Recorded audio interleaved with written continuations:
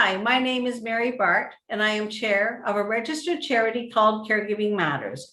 I wish to thank the New Horizons for Seniors program for funding this project. This project is about preventing elder abuses against people with dementia. So part of this project, we thought it would be interesting to get a better understanding of the Ontario Consent and Capacity Board. So to do that, we are truly honored to have a lawyer. His name is Mark Handelman, and he actually sits on the Ontario Consent and Capacity Board. So Mark, welcome to our project. Thank you, Mary, and good luck with the project. Thank you so much. You know, we think it's important to look at how we can prevent some of the most vulnerable people in our society, and that clearly is people with dementia. Absolutely. So I have a few questions for you, so I'd like to get started with that. My first one is, what is the purpose of this board?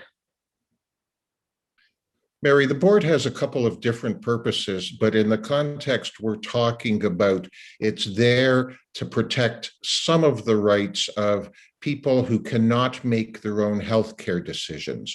And by healthcare, I'm talking about treatment by healthcare professionals, but also admission to care facilities. And so one of the things the board does, for example, is it reviews findings of incapacity to make one's own decision. Some seniors are found incapable.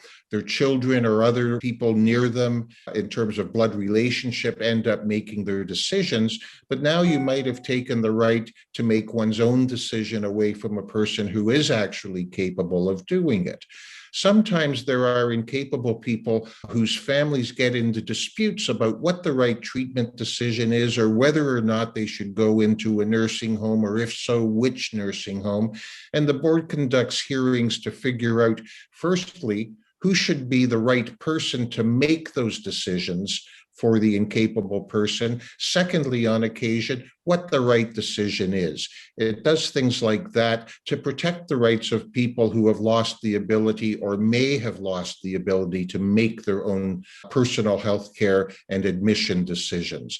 So I think that's really an important thing that we do in Ontario. And I'll tell you that the Consent and Capacity Board is almost unique in the world. There are very few other jurisdictions and none in Canada that have this resource available to protect the rights of some of the most vulnerable people in our society.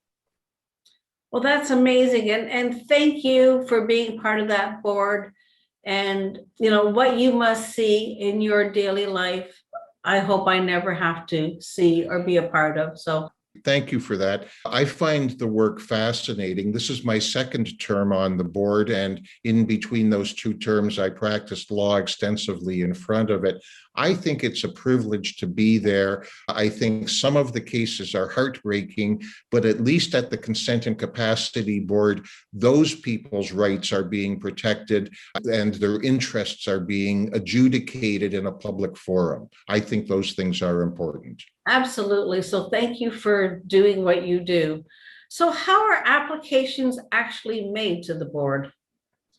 Well, these days they're all made online because of a pandemic.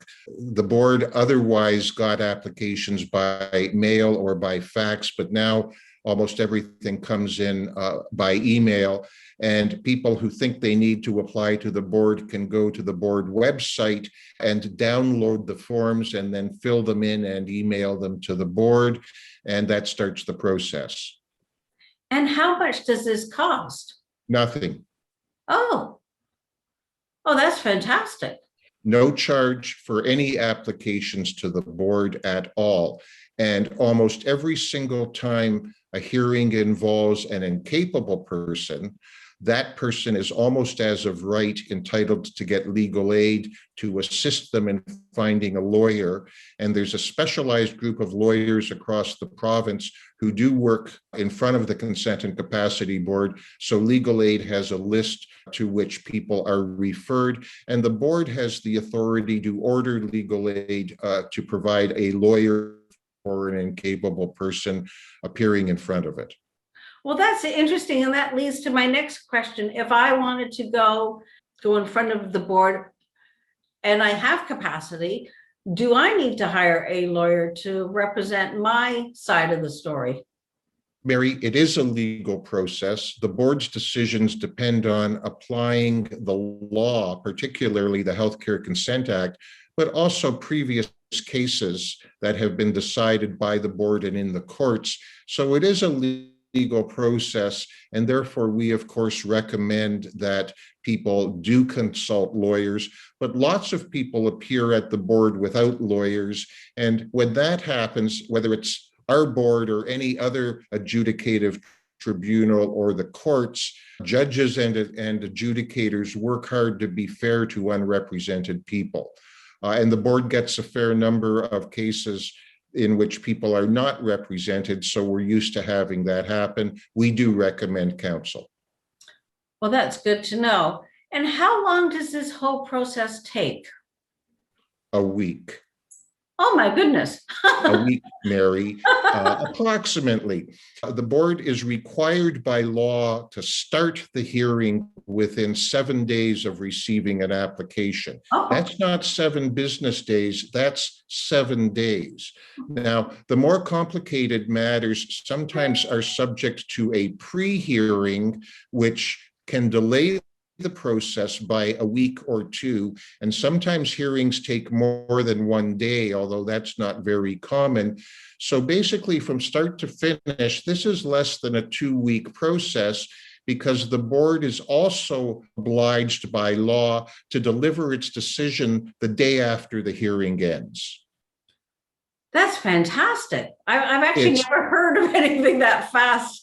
Mary, I tell other lawyers that I sit on a tribunal in which cases are finished within 2 weeks from the day the application is made, more than 90% of the time, and they think I'm hallucinating. But the fact is, that's how quickly this tribunal acts, because of how important these issues are to the people whose rights the tribunal adjudicates. So it really is real time, basically. It's almost real time, that's right. And by the way, we almost always have health practitioners, frequently doctors, but sometimes other health practitioners. And we have lawyers who appear in front of the board. And if they're thinking, well, this hearing will take place in 3 or 4 months, they're wrong. We do it next day nearly. Wow. Your pizza's not even cold, Mary. Oh. It's amazing. And what actually happens at these hearings? It's a casual but formal process because it is an adjudicative tribunal, so there are rules of practice to make sure that the system treats everybody fairly. There's an adjudicator, or there might be 3 or 5 adjudicators, always a lawyer, sometimes as well a public member or a health practitioner member. Each side presents its case, sometimes with written documents, sometimes with evidence live at the hearing, sometimes with both. The other party's representative, if there is one, and if not, then the other party can question the evidence that everybody gave, and board members have questions too. It's sort of like a trial, but it's less formal than that. And by the way, because of the pandemic, all of the board's hearings right now are either by teleconference or video conference. Before the pandemic, hearings took place where the patient or the client or the applicant was. So we used to go to hospitals and nursing homes across the province, quite literally. I've done hearings in backyards. I've done hearings in the basements of group homes. I've done hearings in some very nice hospital boardrooms. But now it's all done by video or teleconference because of the pandemic. Wow, that's very interesting. And what actually happens after these hearings? The day after the hearing, all of the parties get a copy of the board's decision. It might be telling the parties what the right treatment decision is for the incapable person. It might be telling the parties who gets to make that decision, but the decision comes out the day after the hearing. And if a party asks for reasons for the decision, those come out within 4 business days. So you can see the logic that the board applied to the situation. And by the way, board cases are reported on a site called CANLI, which stands for Canadian Legal Information Institute. It's www.canli.org.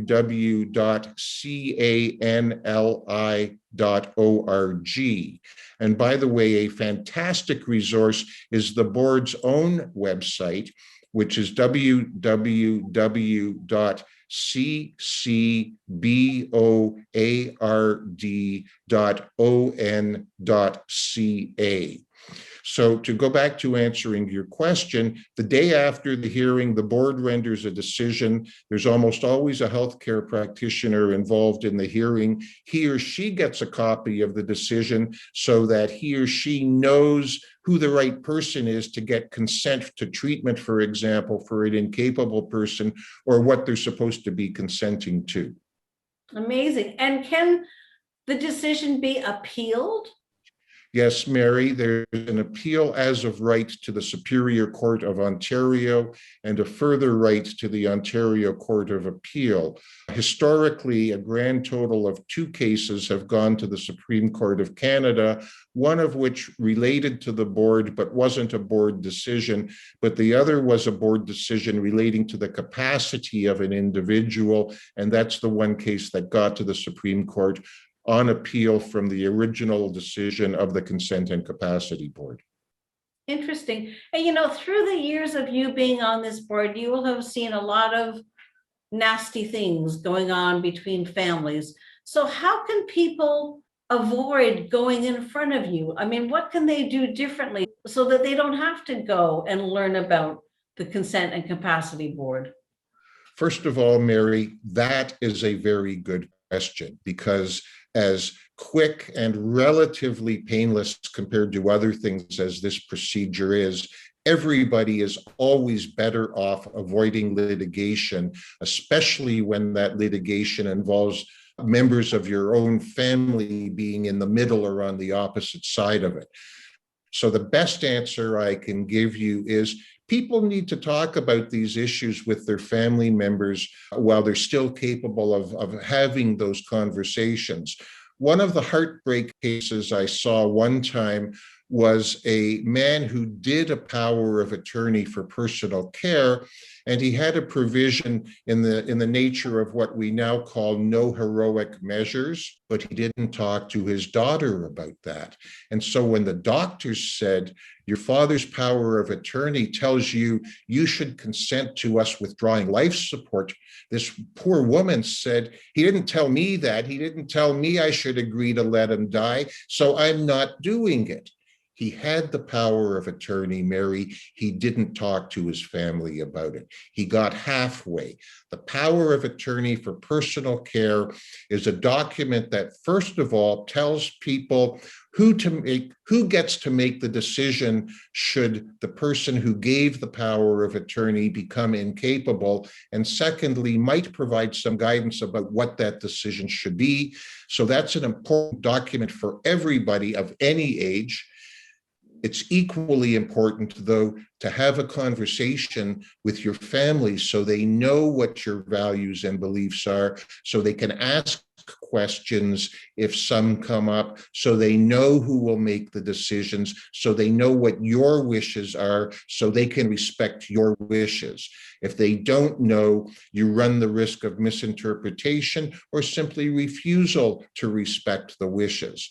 And so this is a very important part of the process, and it will help keep people not only away from the Consent and Capacity Board, but also out of the courtroom, which is a far more expensive, lengthy, detailed process. And all of that should be avoided by giving a power of attorney and talking to your family members about it.